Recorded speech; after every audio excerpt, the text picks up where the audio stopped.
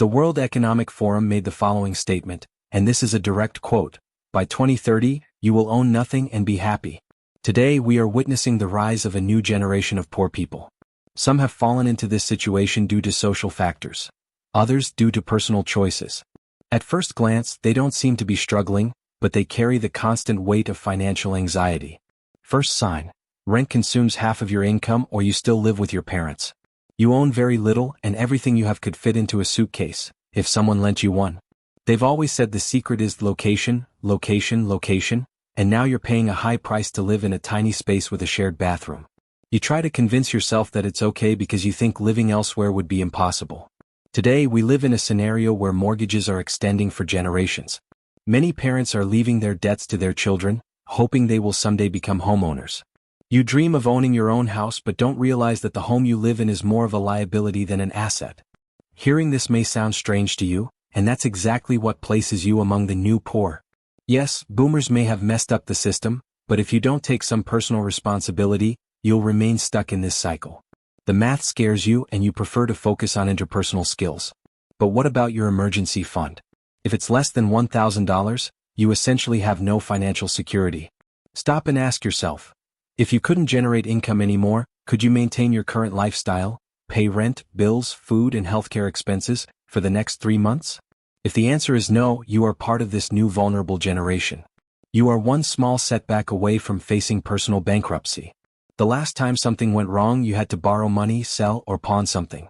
And then you justified it by saying you don't care about material things, but deep down you know you're lost and anxious. It's easy to blame the system, capitalism, or global issues, but deep down you avoid facing reality, like someone postponing a doctor's appointment out of fear of the diagnosis. But this denial will only harm you further down the road. But that's okay, right? Because that's a problem for your future self. Third sign: you don't have a career, only a job. And to make matters worse, this job could be replaced by artificial intelligence at any moment. Your salary barely covers basic expenses, but you still manage to go out once in a while. This lifestyle is hanging by a thread, but since it hasn't snapped yet, you continue pretending everything is fine. Deep down, you don't like what you do and see no point in seeking a promotion because that would bring more responsibilities and something you already hate. So, you do the bare minimum to avoid being fired while your boss pays you just enough for you not to quit. It's a dissatisfying cycle for both sides, but no one does anything to change it. You dream of a different life, maybe buying a plot of land away from the city, growing your own food, or even investing in small businesses that could bring in extra income. Maybe even doing something creative. But they're just ideas. Ideas you've carried for over a decade and never put into action. You think that when the time comes, you'll be able to reinvent yourself. But the paths are closing more and more, and deep down the only thing you're doing is ignoring all of this. Fourth sign: you have student debt or other financial obligations. Your degree, which seemed like the key to success, isn't delivering the results you expected in today's economy. Even so, you continue in the field you chose as a way to justify the financial investment you made. However, deep down, you know that professions like plumbing or electrical work could offer a much higher financial return than yours. The reality about debt is harsh. It puts you in a worse position than bankruptcy. A homeless person, for example, may not have much, but technically they're at zero. You, on the other hand, are in the negative. It's not enough to just earn money to live. You need to work for years just to break even and get out of the hole. And even when you start generating income, who's first in line to get paid? The bank. In a way, it's become your master. After paying off the interest and installments, you try to survive with what's left, which is often insufficient to build any security. And if you happen to fail to pay, your debt could be passed on to your children. Think about that for a moment. The burden you carry today could become their weight tomorrow. Fifth sign: you don't have investable assets. Building wealth requires owning something that generates value or appreciates over time. Your car, for example, isn't an asset, it's a liability. It constantly costs you fuel, maintenance, insurance, repairs. In other words, it's draining your money, not increasing your wealth. Now think, what do you own that's actually generating income or appreciating consistently? This is why 90% of people face financial difficulties. You love getting coffee at Starbucks, but have you ever stopped to think if you own stock in the company? Surprisingly, you can buy a share of Starbucks for about $100. And if that seems like too much, there are platforms today that allow you to buy fractional shares for even smaller amounts. When the company performs well, the price of its stock rises, and you might even receive dividends. In the case of Starbucks, the current dividend is 2%. That means, for every $100 invested, you receive $2 per year, with no limits on how much you can invest. Now ask yourself, why do you keep spending money with companies you could be a shareholder in? Sixth sign: inflation is devouring your purchasing power.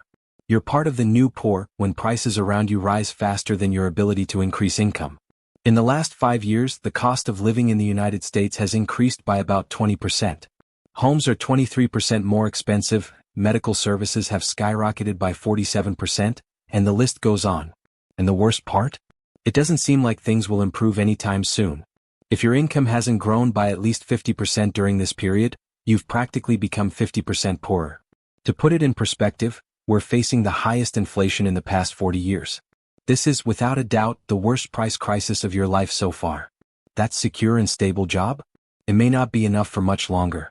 Seventh sign: you use payment plans to buy things and end up spending more. Services like buy now, pay later, and installment payments are everywhere. They offer a tempting solution. You pay a small part now, take the product home, and pay off the rest in multiple installments. Sounds convenient, right? But what many don't realize is that these payment options come with interest rates that can add up to 30% more than the upfront price. Let's take a phone as an example that costs $1,000. You can pay the full price upfront or opt for installments. Many people think that when they choose installments, the total amount will be the same, divided into equal parts, like 4 payments of $250. However, the retailer usually applies an interest rate between 11% and 27%. This means that instead of paying $1,000, you'll end up paying something like 4 installments of $300, totaling $1,200. That extra $200 goes directly into the pockets of the retailer or the bank processing the credit. Taking something home today because it fits the budget could turn out to be an expensive mistake in the long run. Eighth sign: you make transactions mainly with digital money, not cash. It may seem strange to say, but from a financial standpoint, cash still has many advantages. Digital transactions, such as those made with credit cards or payment apps, carry hidden costs that affect the economy as a whole. Imagine you have $50 in your account. Every time you pay for something online or with a card, the payment processors like Visa and MasterCard charge a fee that ranges from 2.87% to 4.35% per transaction. This means that if you spend $50, the merchant will only receive about $48.50, as the rest goes to these companies. Now, the merchant uses that digital money to pay for something else, and again a processing fee is charged. Little by little, the original $50 decreases. After 32 digital transactions, nearly all of the initial amount has been transferred from consumers and merchants to the pockets of payment companies. On the other hand, with cash, it's different. If I give you a $50 bill, you'll have exactly $50. If you use that bill to pay someone, the full amount goes to them with no fees or losses. Additionally, banks often charge fees just for keeping your money in an account, something that doesn't happen with physical money. Ninth sign: you are your parents' retirement plan. The new poor find themselves overwhelmed by responsibilities that aren't directly theirs. Your parents, who were unable to save, invest, or plan for their retirement, now depend on you. As they age and begin facing more frequent health issues, you realize there's no way to avoid it. Now, it's you who must take on the responsibility of caring for them. While you feel grateful to be able to help, the truth is that your financial life was already fragile before this. With the situation worsening, you find yourself in an endless cycle with difficulties piling up. You try to convince yourself that things will improve, but confidence fades day by day, and the hole only seems to deepen. 10th sign: everyone around you lives the same way you do. If you look at your circle of friends and close acquaintances, you'll see that everyone is facing the same struggles. No one is thriving, and the blame is always placed on this system. When everyone is dealing with the same problems and no one has a solution, it creates an environment of mediocrity. The new poor have already lost hope of changing anything. They settle with the idea that there's not much that can be done, and the motivation to escape this situation disappears. The lack of role models and guidance to get out of the hole makes the path seem impossible. If your circle is filled with unmotivated people, you need to change your sources of influence. No matter how much you like them, you won't find the answers to change your life there. Now, imagine having a mentor to guide you and show you the right path, someone who teaches you, step by step, how to build a successful life. How much would you be willing to invest to learn that path? 11th sign: you pay for services and experiences, not goods. The current consumption system has an effective way of keeping people in a difficult financial position. it limits the amount of value you can acquire. Instead of accumulating assets that may appreciate or even be resold, you end up paying for a lifestyle focused on services, where the ownership of goods becomes secondary.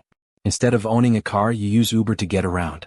Instead of owning a bike, you rent an electric scooter because, apparently, walking an extra 7 minutes isn't worth it. This shift in behavior, especially among younger generations, takes the real value out of your financial decisions. If you had bought the scooter, over time it could be sold and part of the money you spent would come back to you. But the convenience of paying for a service each time is costly. It may not seem like much to pay $15 at a time, but it adds up. In the long run, the average millennial will spend more than $300,000 over the next 25 years if they continue with this consumption pattern, compared to just $75,000 if they used public transportation more efficiently. Nowadays, practically everything is digital. Games, goods, and services are bought on online platforms, and many of these items have no resale value. What you buy, once acquired, disappears. And this mentality of constant replacement, rather than repair or fixing, only contributes to the cycle of consumption with no return. 12th sign: you pay too much for small things but do it consistently. You consider these expenses as small pleasures, but you're actually paying much more than necessary, just like in the example of using ride-sharing services. The illusion of convenience ends up costing you 300% to 500% more.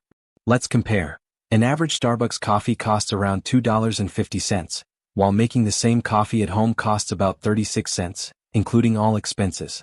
This means you're paying 7 times more for something you could do more economically. Brand name medications, which have the same formula as generics, cost 5 times more. Marketing also convinces you to spend $400 on a Gucci t-shirt that actually costs only $6 to produce, all in the name of status. And the worst part is that, without these extra costs, you're not getting any additional quality, but you're still paying more even though you can't afford it. 13th sign: you prioritize the present over the future. The new poor are part of the YOLO, you only live once, generation, focusing on instant gratification and ignoring the long-term consequences. You follow trends that encourage living intensely in the now without thinking about tomorrow.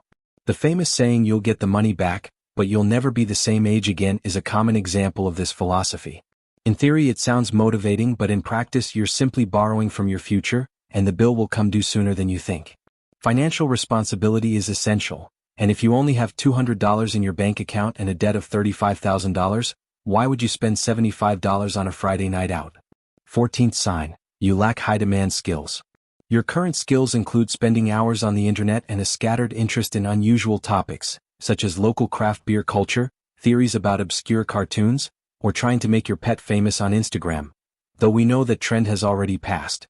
The new poor are just existing but without real skills to offer the world. The focus is on activities that don't add substantial value to real life, like maintaining a Twitter bio mentioning Hogwarts while your financial situation remains tough. Often, the new poor have received participation trophies throughout life, which has created a sense of entitlement without understanding the effort required to produce something of value. They've never truly learned how to make something important. 15th sign: talking about money makes you uncomfortable, but you love following rich people. For the new poor, discussing personal finances is a source of anxiety. Talking about money is seen as vulgar, as some believe there's more to life than just financial success.